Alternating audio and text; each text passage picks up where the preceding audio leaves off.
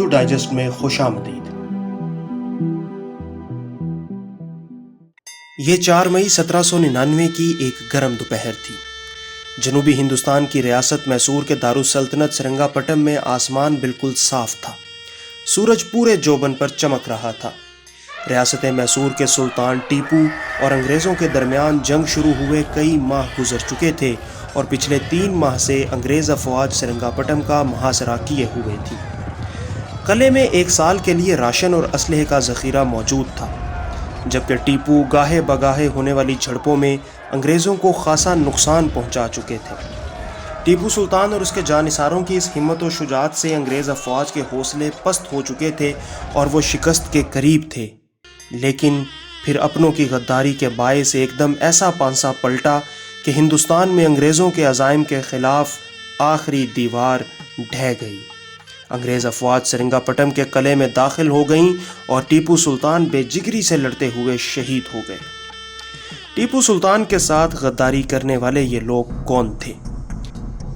انگریز افواج قلعے میں کیسے داخل ہوئیں اور ٹیپو سلطان کی زندگی کا یہ آخری دن کس طرح گزرا؟ آج کے اس ویڈیو میں ہم آپ کو یہی سب دکھانے جا رہے ہیں، لیکن اس سے پہلے آپ سے گزارش ہے کہ ہمارے چینل کو لازمی سبسکرائب کیجئے اور بیل آئیکن کا بٹن دبا لیجئے۔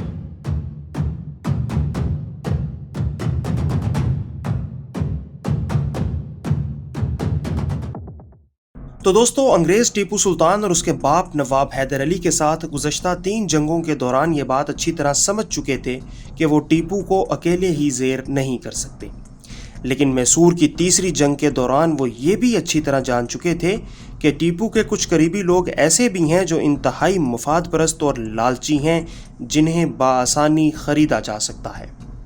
لہٰذا میسور کی اس چوتھی جنگ میں انگریزوں نے نظام حیدرآباد دکن کو ٹیپو کے خلاف اپنے ساتھ شامل کر لیا تھا۔ دوسری طرف انگریز لشکر کے سربراہ جنرل ہیرس نے ٹیپو کے قریبی اعلیٰ عہدیداروں کو بھی خرید لیا تھا، جن میں ٹیپو کا وزیر اعظم میر صادق، وزیر مال پورنیا اور ٹیپو کا مشیر غلام علی لنگڑا شامل تھے۔ انہوں نے ایک طرف انگریز لشکر کو قلعے میں داخل کرانے کی مکمل منصوبہ بندی کر رکھی تھی، تو دوسری طرف ٹیپو کو یہ باور کروا رکھا تھا کہ انگریز سپاہ دن کی روشنی اور آپ کی موجودگی میں کبھی قلعے پر حملے کی جرت نہیں کریں گی۔ منصوبے کے مطابق قلعے کی دیوار کے سب سے کمزور حصے کی نشاندہی کی گئی، جہاں 3 مئی 1799 کو انگریز فوج شدید گولہ باری کرتے ہوئے ایک شگاف ڈالنے میں کامیاب ہو گئی۔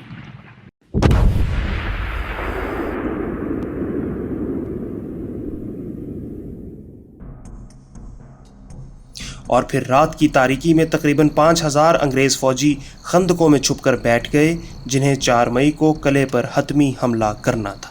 3 مئی کی شب چند انگریز افسروں نے خندقیں پار کر کے قلعے کی فصیل میں پڑنے والے شگاف کا جائزہ بھی لیا، اور انگریز افسروں نے میر صادق کے ساتھ مل کر یہ طے کیا کہ اگلے دن حملے کا راستہ اور وقت کیا ہوگا۔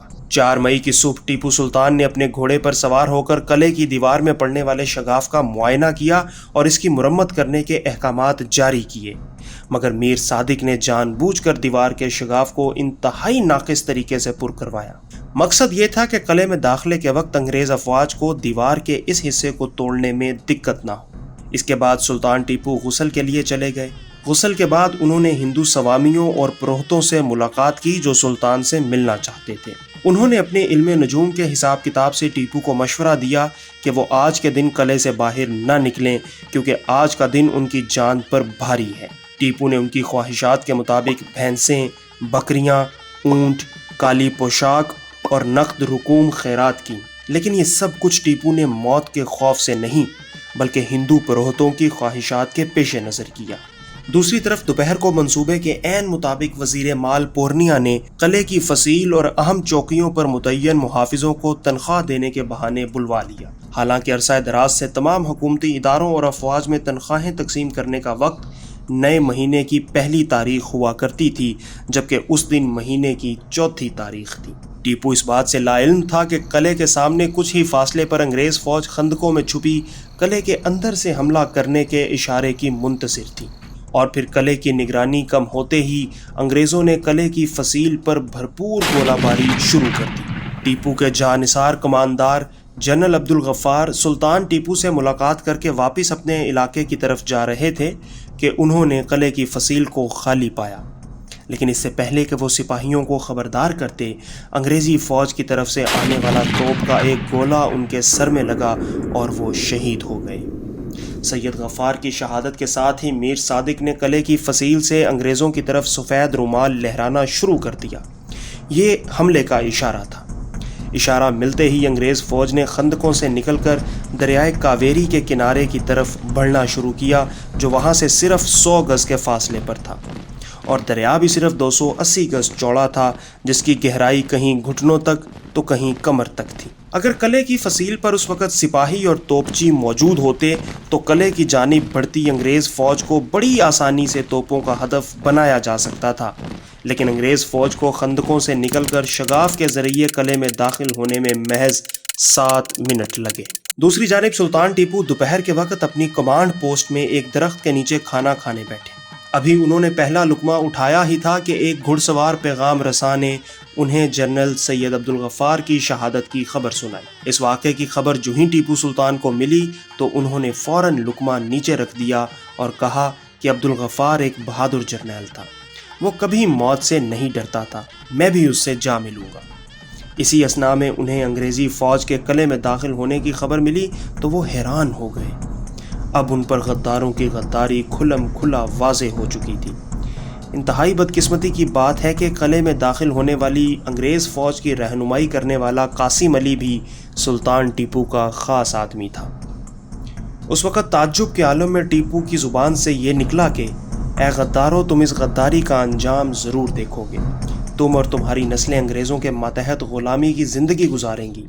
تم ایک ایک چاول کے دانے اور پیاز کی ایک ایک ڈلی کے لیے ترسو گے۔ یہ کہہ کر ٹیپو سلطان اپنے گھوڑے پر سوار ہوئے اور فصیل کے اس حصے کی جانب چل پڑے جہاں شگاف تھا، لیکن ان کے پہنچنے سے پہلے ہی انگریز وہاں اپنا جھنڈا گاڑ کر قلعے کے دوسرے حصوں کی جانب بڑھنا شروع ہو چکے تھے۔ ٹیپو سلطان اگر چاہتے تو بآسانی اپنی جان بچا کر وہاں سے نکل سکتے تھے، مگر انہوں نے وہیں اپنی تلوار نکالی اور فصیل کے قریب ایک چھوٹے دروازے واٹر گیٹ میں بے جگری کے ساتھ لڑائی میں مشغول ہو گئے۔ کچھ دیر کے بعد ٹیپو زخمی ہو گئے، اور جب انہوں نے قلعے کے اندرونی حصے میں جانا چاہا تو دروازے کے محافظ میر ندیم نے میر صادق کے حکم پر قلعے کا دروازہ اندر سے بند کر دیا۔ یہ صورتحال دیکھتے ہوئے ٹیپو کے وفادار ذاتی محافظ راجہ خان نے ٹیپو کو مشورہ دیا کہ وہ انگریزوں کے سامنے خود کو ظاہر کر دیں تاکہ جان بچ جائے، جس پر ٹیپو نے غصے میں راجہ خان کو ڈانٹتے ہوئے اپنا تاریخی جملہ کہا کہ شیر کی ایک دن کی زندگی گیدڑ کی 100 سالہ زندگی سے بہتر ہے۔ پے در پے زخم کھانے کے بعد ٹیپو نکاہت کے مارے بالآخر گر پڑے۔ اس دوران ایک انگریز سپاہی نے ہیرے جواہرات سے مزین ٹیپو کا کمر بند چھیننے کی کوشش کی، مگر شیر میسور کو نیم بے ہوشی کے عالم میں بھی یہ گوارا نہ تھا۔ ٹیپو نے تلوار کے ایک وار سے اس سپاہی کا ہاتھ کاٹ ڈالا، جس پر ایک دوسرے انگریز سپاہی نے گولی چلائی جو سیدھی ٹیپو سلطان کی کنپٹی پر لگی اور ٹیپو سلطان جام شہادت نوش کر گئے۔ شام سے قبل انگریز قلعے پر قابض ہو چکے تھے۔ اب تقریباً شام کی تاریکی چھا گئی تھی، لیکن سلطان ٹیپو شہید کی لاش کا کہیں پتہ نہیں تھا۔ سلطان کے شاہی محل کی تلاشی لی گئی، لیکن وہاں سے بھی کوئی سراغ نہ مل سکا۔ قلعے پر قابض ہونے کے باوجود انگریزوں کی پریشانی ابھی ختم نہیں ہوئی تھی۔ وہ ہر حال میں یہ تسلی کرنا چاہتے تھے کہ ٹیپو جان بچا کر قلعے سے نہیں نکلے۔ آخرکار سلطان ٹیپو شہید کی لاش تلاش کرنے کے لیے ایک مشل بردار پارٹی تشکیل دی گئی، جس نے قلعہ دار ندیم کی رہنمائی میں کافی تلاش کے بعد ٹیپو شہید کے محافظ راجہ خان کو زخمی حالت میں ڈھونڈ لیا۔ راجہ خان نے اس جگہ کی نشاندہی کی جہاں ٹیپو گرے تھے، اور پھر مزید کچھ دیر وہاں تلاش کرنے کے بعد بالآخر ٹیپو شہید کی لاش قلعے کے واٹر گیٹ کے پاس لاشوں کے بہت بڑے ڈھیر سے ملی، جہاں تقریباً 500 سے زائد لاشوں کا انبار تھا۔ ٹیپو کی آنکھیں کھلی ہوئی تھیں، ان کا بدن گرم تھا۔ اس وقت سلطان ٹیپو کا ہاتھ بڑی مضبوطی سے تلوار کے دستے پر تھا۔ ان کے بدن کی تازگی بالکل زندہ انسانوں کی طرح تھی۔ موت بھی ان کے روب و دبدبے کو کم نہ کر سکی تھی۔ انگریز افسر ڈر کے مارے ٹیپو کے قریب نہیں جا رہے تھے۔ لیفٹیننٹ کرنل آرتھر ویلزلی نے سلطان ٹیپو کی لاش کا بغور جائزہ لیا اور اپنے کانوں سے سلطان ٹیپو کے دل کی دھڑکن سنی، تب جا کر اسے یقین آیا کہ سلطان ٹیپو کی روح پرواز کر چکی ہے۔ شہادت کے وقت سلطان ٹیپو کے جسم پر 4 زخم تھے، ان میں 2 زخم گولیوں کے اور 2 زخم سنگینوں کے تھے۔ جنرل بیئرڈ نے سلطان ٹیپو شہید کی لاش کو شاہی محل میں لے جانے کا حکم دیا، جہاں ان کے اہل خانہ اور خاندان کے دیگر افراد بھی موجود تھے۔ سلطان ٹیپو کو اگلے دن ان کے والد حیدر علی کے مقبرے لال باغ میں دفن کیا گیا۔ ان کے جنازے کو انگریز فوج کے ایک دستے نے بھی سلامی دی، جو انگریزوں کی طرف سے ٹیپو سلطان کی جرأت و بہادری کا اعتراف تھا۔ ٹیپو شہید کی تدفین کے بعد یکا یک مطلع ابر آلود ہو گیا، بادلوں کی گرج چمک کے ساتھ تیز ہوائیں چلنے لگیں، گویا آسمان بھی ٹیپو جیسے جرری سلطان کو خراج تحسین پیش کر رہا تھا۔